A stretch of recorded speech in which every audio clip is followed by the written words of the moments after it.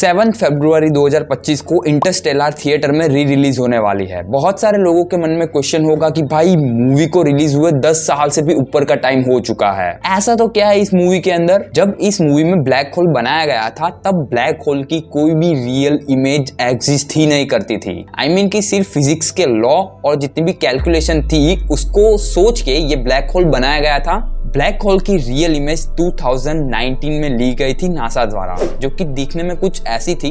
ये दोनों सेम ही है, सिर्फ पर्सपेक्टिव अलग है। किप थॉर्न जिन्होंने इस मूवी में ये ब्लैक होल के लिए कैलकुलेशन दी थी, उन्होंने एक्सप्लेन भी की है थ्योरी कि कैसे ये दोनों ब्लैक होल लगभग सेम ही है। देखा जाए तो इंटरस्टेलर मूवी की जो स्टार्टिंग है वो इतनी अटेंशन ग्रैबिंग है नहीं है, इस वजह से बहुत सारे लोग उसको वहीं से देखना छोड़ देते हैं। लेकिन उनको नहीं पता है कि एक्चुअली में जो इस मूवी का मैजिक है वो एंडिंग में है, और इसके रिलेटेड चीजें हमको पहले ही दिखाना चालू कर देते हैं ये लोग। मूवी की स्टोरी कुछ ऐसी है कि अर्थ की जो लैंड है अब वो इतनी ज्यादा फर्टाइल नहीं रह गई है, सिर्फ कॉर्न की फार्मिंग हो सकती है, उसके अलावा कोई भी ये लोग फल सब्जियां उगाते ही नहीं है। दूसरी तरफ जमीन पे पेड़ पौधे ना होने की वजह से बड़े बड़े रेत के टॉर्नेडोज आते हैं। कूपर जो कि पास्ट में पायलट रह चुका है, उसको स्पेसक्राफ्ट इनके रिलेटेड चीजें बार बार स्वप्न में दिखाई देने लगती है। अर्थ पे जितने भी साइंटिस्ट लोग बचे हुए हैं उन्होंने मिलके ये सोचा है कि अब हम लोग स्पेस में किसी दूसरे प्लेनेट पे जाएंगे। लकीली इस मिशन से 50 साल पहले ही एक वर्म होल खुला होता है सैटर्न प्लेनेट के पास में। लेकिन वर्म होल कोई नेचुरल फिनोमिनन नहीं है, I mean naturally worm hole create नहीं हो सकते हैं। तो जितने भी साइंटिस्ट लोग होते हैं वो ये सोचते हैं कि हमारी कोई तो है जो मदद कर रहा है। कूपर को इस मिशन का लीडर बना दिया जाता है। ये जो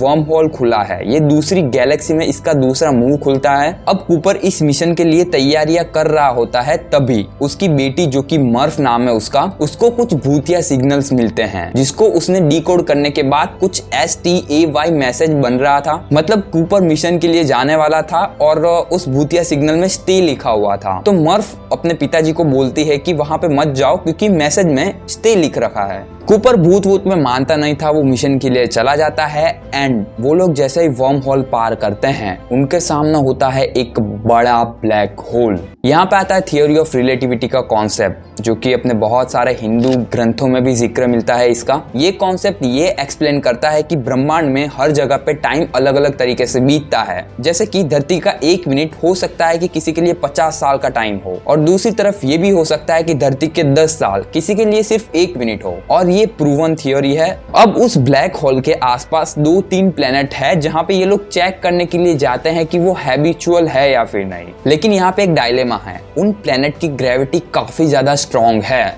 अगर ये लोग वहां पे 1 घंटा बिताते हैं तो अर्थ पे 7 साल निकल जाएंगे। पर इन लोगों ने जितना मिशन के लिए टाइम सोच के रखा था उससे बस 2-3 घंटे ज्यादा टाइम निकल जाता है। लेकिन ये लोग जब वापस आते हैं तब अर्थ पे 23 ईयर 8 डे एंड 4 मंथ पास हो जाते हैं। मतलब कि जो अर्थ पे कूपर की बेटी थी मर्फ, उसकी एज और कूपर की एज अब लगभग बराबर ही थी इस मिशन के बाद में। अब सोच के देखो कि उस प्लेनेट पे तुम मस्त चाय पानी करने जाते हो, भाई चलो 4-5 घंटे चाय पानी करके आते हैं, वापिस आके देखते हो तो तुम्हारी बीवी के 10-15 बच्चे हो चुके हैं। अब इसके बाद जो ट्विस्ट एंड टर्न फेंक के जाते हैं, जो माइंड ब्लोइंग चीजें बताई जाती है कि भाई ऑलरेडी यहाँ पे बहुत सारे लोग पहले ही आ चुके थे इस वर्म होल के थ्रू। मैं एंडिंग समझा देता हूँ फिलहाल के लिए, जो कि बहुत सारे लोगों को समझ नहीं आती है। एक घटना होती है जिसके चलते कूपर ब्लैक होल के अंदर चला जाता है। वैसे इस दुनिया में किसी को नहीं पता है कि ब्लैक होल के अंदर क्या है। डायरेक्टर क्रिस्टोफर नोलन ने यहाँ पे हमको थोड़ा सा एक क्रिएटिव एस्पेक्ट दिया है कि ऐसा हो सकता है कि ब्लैक होल 4th डायमेंशन हो और उसके अंदर सारा जो टाइम है वो इमेज वाइज जमा हुआ हो। यहाँ पे वो जाके देखता है कि उसको वही चीजें दिख रही है, उसकी जो बेटी थी उसका बेडरूम दिख रहा है। वो अपनी बेटी को मैसेज देने की ट्राई करता है कि उसका जो पिछला वर्जन है उसको रोके वो स्टे मैसेज लिखता है वहां पे। कूपर बहुत ज्यादा गुस्सा हो जाता है, वो अपने पास्ट वाले वर्जन को बहुत ज्यादा रोकने की ट्राई करता है। लेकिन जैसा कि